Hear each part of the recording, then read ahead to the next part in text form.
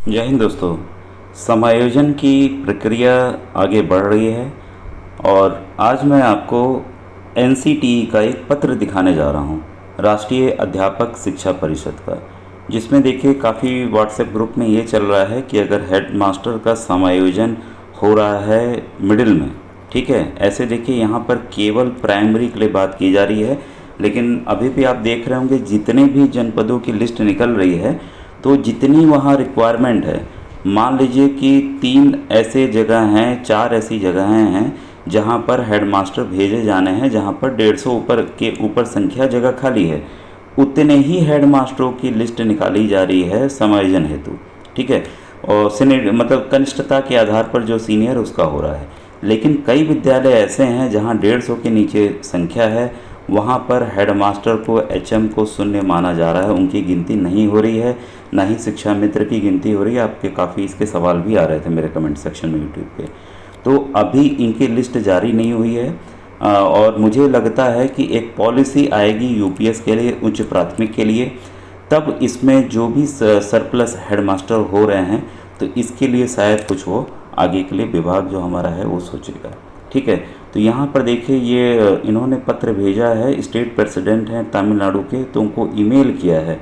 तो इन्होंने सब्जेक्ट क्या लिखा है आपके एनसीटीई ने, response to representation dated 2/8/23 seeking clarification regarding requirement of teacher eligibility test TET for promotion to the next level for the teachers appointed prior to NCTE notification 23/8/2010। तो यहाँ ये सवाल पूछा गया था कि जो अध्यापक 23/8/2010 को एनसीटीई का नोटिफिकेशन आ गया था, किसी को भी बिना टेट के आधार पर ना भेजा जाए, ठीक है।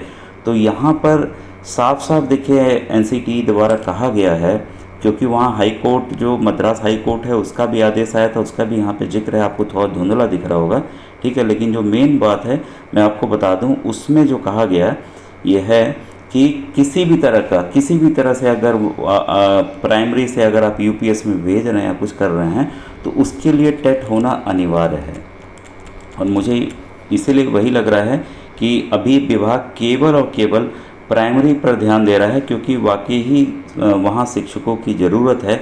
कई जगह सरप्लस स्टाफ हैं और यहाँ पे कोर्ट केस चल रहा है सीनियर और जूनियर को लेकर कि सीनियर को भेजा जाए, जूनियर को भेजा जाए। तो 5 सितंबर के लिए फिर से सुनवाई टली है, 5 सितंबर को फिर से सुनवाई होने जा रही है। दोस्तों ये कुछ आज की खबर है, कई विद्यालयों में जगह खाली लेकिन सूची में नहीं दिखाया गया।